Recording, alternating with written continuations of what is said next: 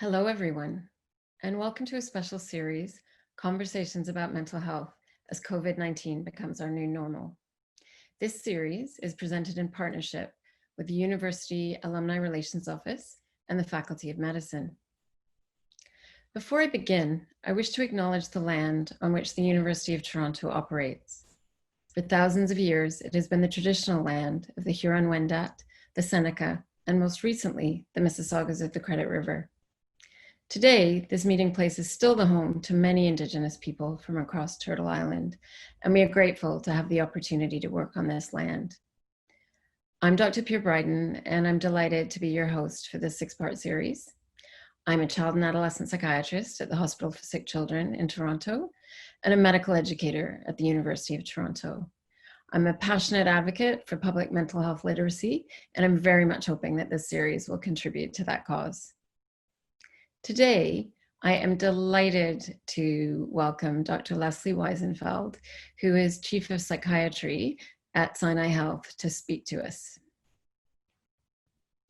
Lesley is an Associate Professor of Psychiatry at U of T, and in fact, an alumni of the Class of '98 U of T Medicine.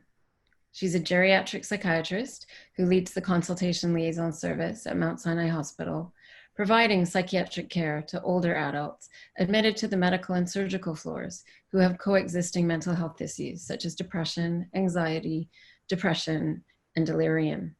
She's also part of resilience coaching for healthcare workers at Sinai Health during the COVID pandemic. Hello, Lesley. How are you today? I'm well. Thank you for having me. Lesley, I think we should jump right in. I think that our audience knows that the population that you care for, our elderly and senior community members, have been disproportionately affected by COVID. So I'd like to start by asking you about their mental health experiences. Were there any surprises for you? Can you talk about these? Sure. I mean, I think I should start by saying, and maybe it's obvious, but I think it still is worth saying that the thing that I don't know and the thing that I hope we're going to figure out soon is all of the people that, we're not so sure about how they're doing over these last several months, all the people who have struggled with access in terms of their primary care and any kind of specialty care, and people who've been affected by this kind of dramatic change in terms of their way of life without necessarily being able to share what it's like in terms of their experience. But I'm lucky that I have contact with a lot of older patients through my practice and also through my work in the hospital. So, I mean, I think in terms of, there's so much in your question, in terms of the thing that in some ways hasn't surprised me, but I think the weight of it, I keep feeling kind of day after day, is I think that for a lot of older people in our society, and in many ways we're all people and we're on the verge of being patients at any given moment, depending on our needs, that people, I think, were really feeling fragile with all of the information that was coming out around the vulnerability of older people in terms of, in terms of the potential for them to have a really difficult version of COVID if they were to happen to get ill with COVID. And I think I hadn't really appreciated it until conversations with colleagues, conversations with patients, conversations, with family members of patients who wondered what to do around all the recommendations, that so many of the really important public health recommendations around the vulnerability of the elderly, I think also made a lot of older people feel so much more vulnerable than they perhaps had ever felt before in terms of their physical health and their well-being. And in many ways, I think even as things have gotten better in terms of managing the virus and the amount of virus there is in our community, that weight, that degree to which older people feel their mortality, feel their vulnerability, I think is kind of sticking with people in their families, in their life, and as they're more vulnerable to anxiety, to depression, and to even seeking help for their other physical and mental health kind of difficulties. It's really been a barrier for people as we've kind of watched this whole kind of COVID, I call them the COVID dominoes, all the kind of COVID dominoes fall, and people are really holding on to that sense of vulnerability. We're now, as our title suggests, really in the next phase of COVID, where it's our new normal and we don't see a clear endpoint in sight. Many hospitals are opening up somewhat, to patients coming in person where it's needed, but we're still relying a lot on virtual care. I wonder if you can share your patients' experiences of virtual care during the pandemic and what you've learned and perhaps what they've learned from it. Sure, sure.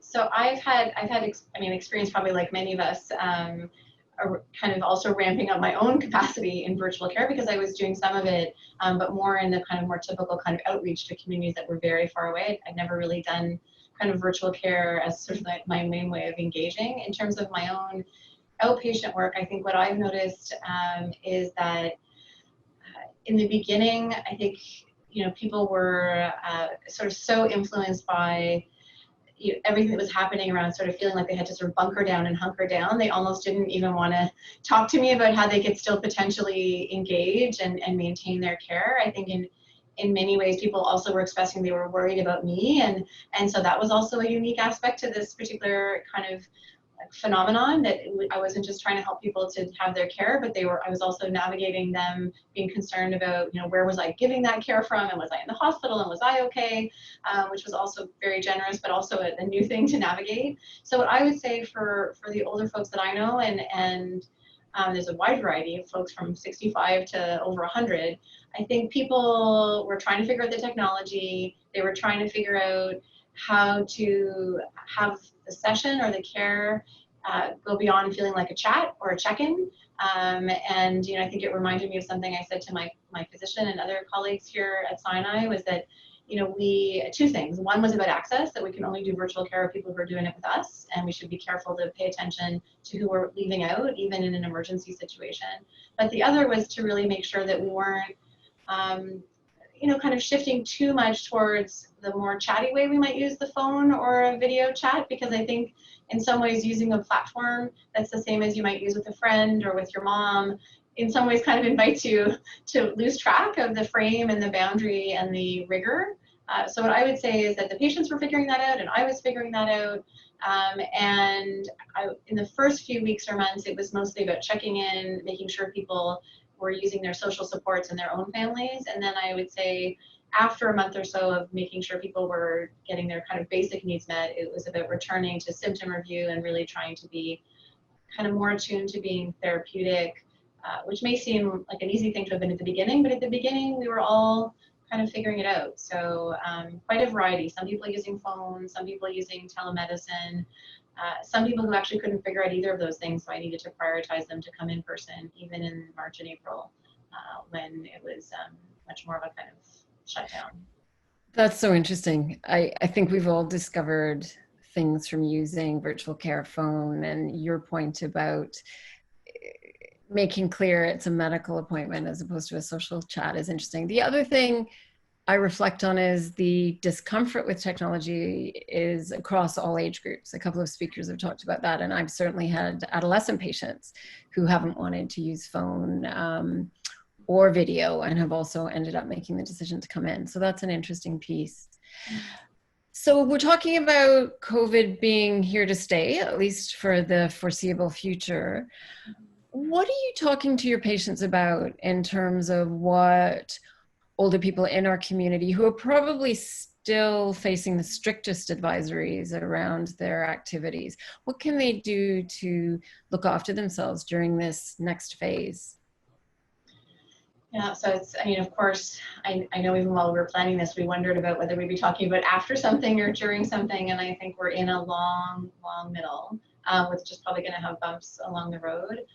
So I have to say, and it sort of influences even here how I'm answering your question, I think when I think about talking to older people and older patients, I'm also kind of mindful of not wanting to overstep in terms of the public health guidance, but also trying to socialize some of our older kind of adults in our community around the fact that I think even the public health folks would say that some of the strictest guidance was about really making all of us as citizens take this seriously, and it wasn't necessarily about helping people balance kind of the risks and benefits for them as individuals and as they think about their social circle and their own pleasure.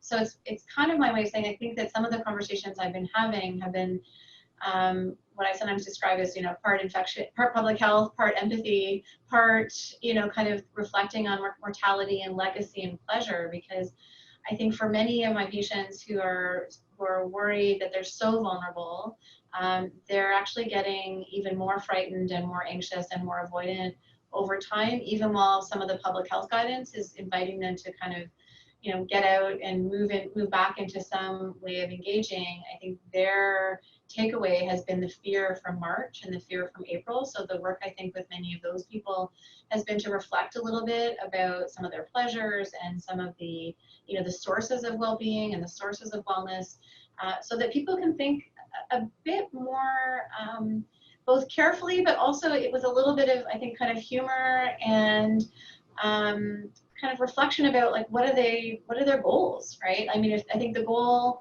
if I can say for many people as they really reflect on it, is not just to be alive. It's to, kind of engage and connect and have well-being. And it sort of reminds me of the analogy I've been sharing with patients has been about kind of money. That for some people, money is like a thing to put in the bank until you help them to see what money can do for you. And I think there's an analogy with well-being and time. I think for many people, if they are waiting for some moment when they can go out entirely with zero risk, I think they're going to be waiting a long time. And so that is a conversation I've been having many, many, many times with people, not wanting people to be cavalier or rogue in their lives or in their families, but to really reflect on, what feels worth it to them, and what feels like a thing to try, and also to reflect on the fact that the longer they stay avoiding things, the more likely everything will feel so scary. And I think people are already scared enough for the most part, and helping them to try things and then think about how it felt to go to a grocery store or figure out how to have a hug with a grandchild. Those kinds of things have been a lot of what I've been talking to people about. You've articulated that tension so well, and it immediately makes me think about the role of families, or the potential role of families.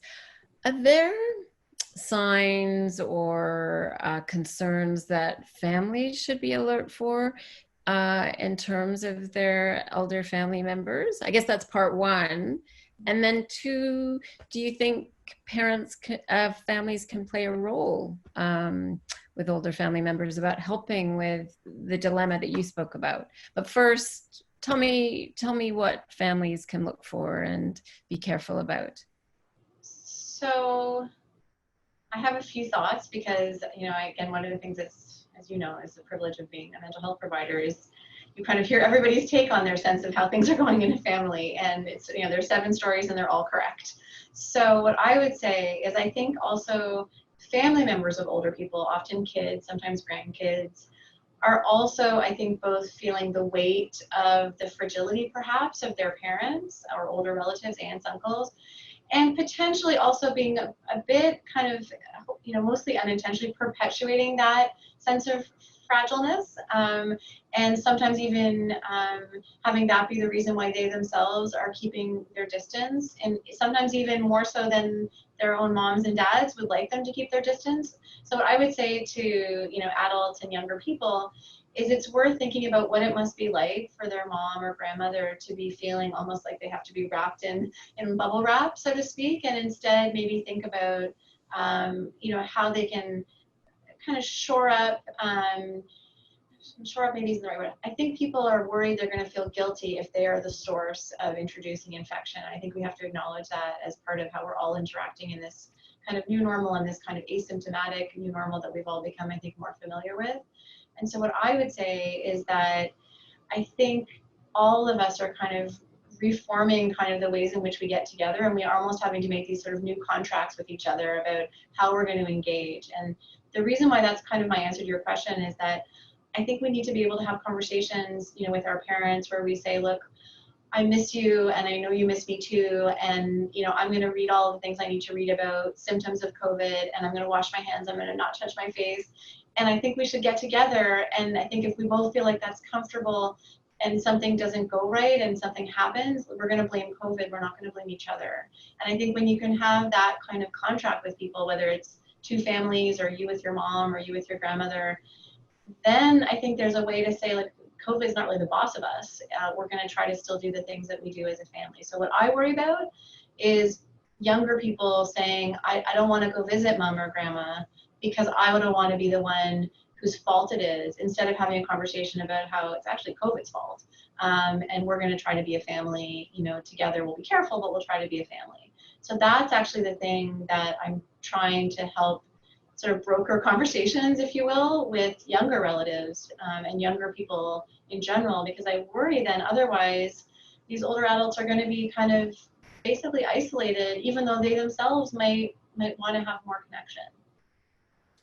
That's interesting around the transition from the very acute phase where we were really trying to get a grip on the number of cases in the community, and now where we have some choices and a chance to make these risk calculations. It's important for families to have an opportunity to discuss those. I want to follow up on something I hinted at before. I think even in, I don't know if I should call them regular times, families sometimes struggle with, what's an appropriate level of anxiety or concern in an older relative. What might be an appropriately sad response to a difficult situation. But now in COVID, I think it can be very challenging for any of us to understand what the line is between a reaction to a very extraordinary moment in our society and what may be more concerning and starting to look like a mental health emergency. I wonder if there are specific suggestions that you have for older people and or the people who care for them. Yeah, I mean, thank you. So I would say that you're right that this middle normal is especially difficult. I was thinking as I was getting ready to talk today that in some ways the beginning, like sort of March, April, I think many of us who reflected on this felt both terrifying but also easier because we all had a particular job to do. We were all just going to stay home unless we worked somewhere where we had to go there, and that's all people had to do. And now people are making lots of calculations. I think that whether it's an older person reflecting on themselves or whether it's someone who has a loved one where they're kind of wondering, I think that paying attention to someone who seems like they're very much an outlier in either direction. So someone who seems like they're way ahead of the recommendations, almost in a kind of everything be darned, kind of way, where maybe that might even reflect their memory or their attention to kind of public health guidance. I've had a few really striking situations with some older patients that I see where I realized that their dementia had progressed in a way that they actually didn't know what that guidance was, and they were, well in excess of what anyone was recommending, and it just hadn't even occurred to me that they weren't retaining information in the newspaper or on the news or things like that. So that's a bit of a more unusual kind of situation, but I think certainly for families paying attention to when it seems like mom or aunt or friend doesn't seem to be even kind of remembering what the situation we're in and that kind of thing is an important thing to pay attention to. I think for more of the more commonish kinds of things you're probably wondering at, which is people having a more anxious or more depressed reaction, I think paying attention to, and it's hard these days, to someone having a more hopeless or kind of calamitous perspective where, they're not just worried about what the impact of this will be, but they're sure that it's going to be terrible. They're sure there's no way that we're ever going to get out of this, especially keeping in mind that many older adults have actually been the only adults in a generation where they've actually gone through like the big world wars and things like that. So if anyone has experience about going through things and going to the other side, it's actually, the older generation. So I think anyone who's sort of so negative or so sort of fixed and firm that they think there's absolutely no way this is the end, and that they're that sort of dark, very much sort of glass very much, barely, mostly empty rather than even half full. I think paying attention to that, paying attention to how people look on their Zoom or their FaceTime calls,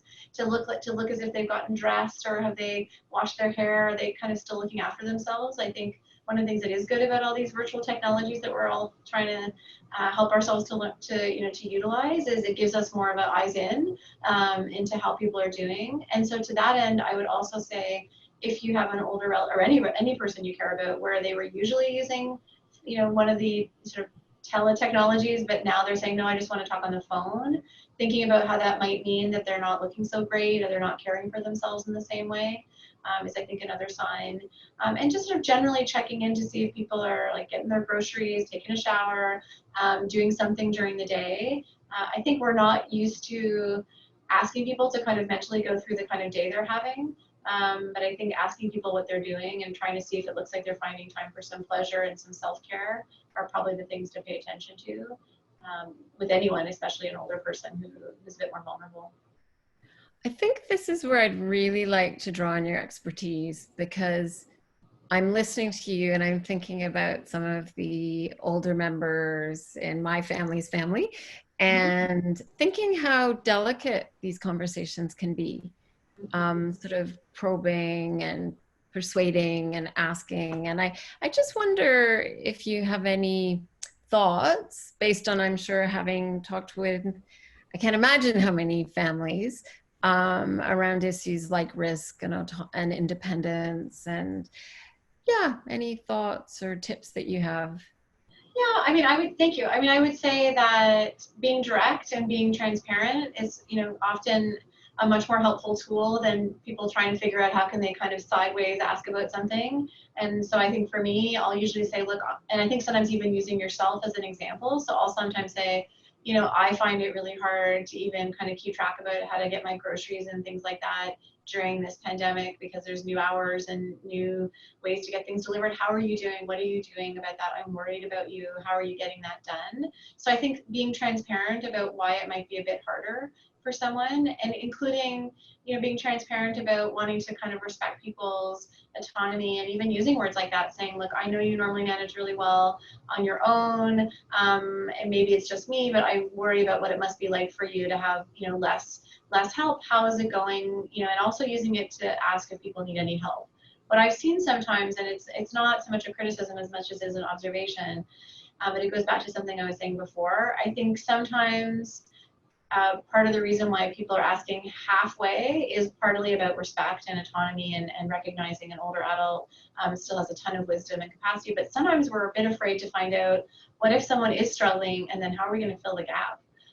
Because it probably means that if you get an answer that means somebody needs help, you have to think about how are you going to help them, and maybe you're going to drop something off and take that on. So I think it's also worth people asking themselves, are they prepared to step up as a family member or member of community and provide help to somebody? Because I think that's also been where some people have really risen to the occasion, and other times where my older patients tell me that they feel, some of them, a little bit abandoned, a little bit like there's oh, for sure you can do this yourself, mom, when maybe not so much. And so there's the usual tension. There's people who are fiercely, independent but could use some help, and people, who are, who would like some help, but they're actually afraid of being turned down.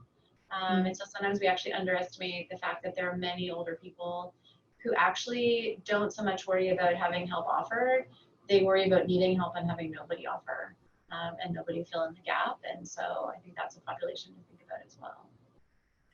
That's an important lead in to my next question for you, which is one of the messages that I think has been shared around the pandemic is this is something that's only going to get better for us as a collective if we're all working on supporting one another and supporting people to observe public health measures, but also to look after themselves, those sorts of issues. I wonder if you could talk about some of the really concrete things that community members, family members can do to help support the mental health of our older community members. Sure. So I would say that one of the commonest things that many older people will talk about as they age, and then certainly once they're whatever they describe as like their older years, which is different for all of us, is the sense that they've become somewhat invisible. The sense that their value has kind of faded, either in terms of official rules or in terms of things they have to offer.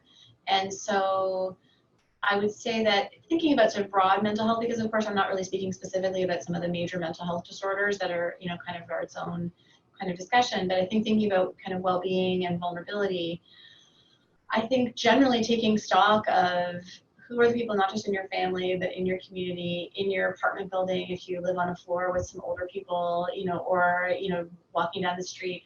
I think thinking about reaching out to people, and not just the people in your family, but reaching out to people and asking them what kind of help they might need is an important kind of thing to think about broadly as we think about community. And I think that you're right, and I might have missed part of your question, so I might have to ask you to ask it again.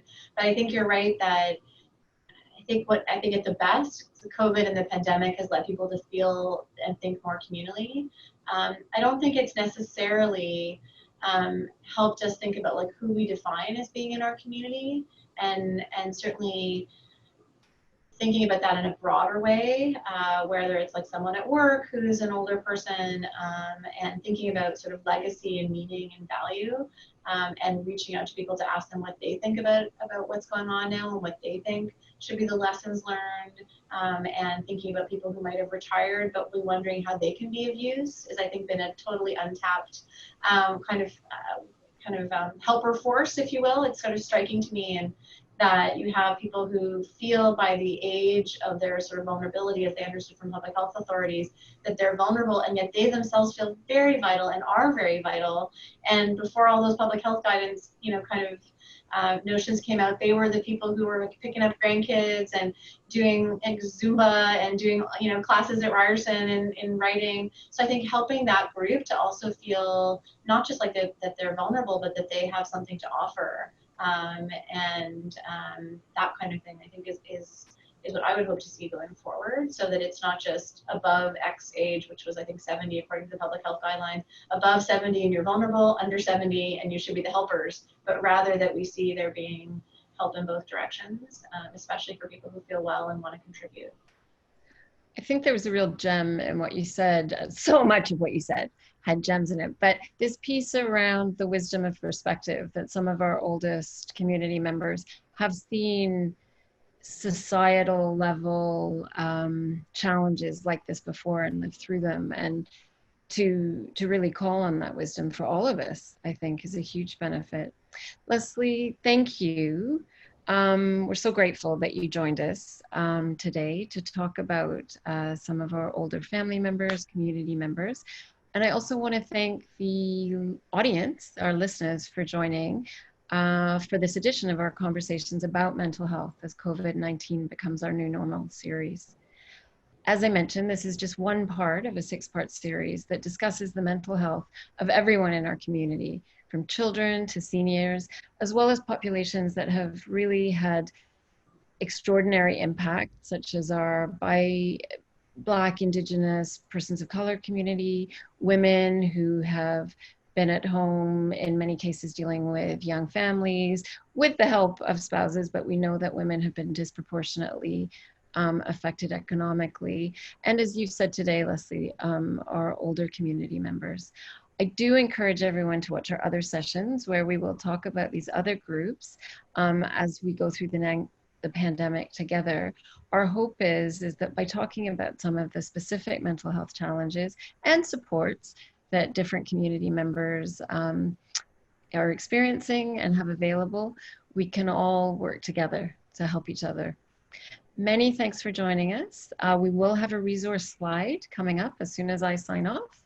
And I'll ask Lesley to say her goodbyes, and I will see you next time. Thank you. Thanks very much, Pier. Thanks for having me. Thanks for the questions. And I feel like even by asking me to join and share about older adults, it's also about kind of having the people who feel more invisible feel a bit more part of the conversation. So thank you very much. Thank you. Thanks, everyone. Bye-bye.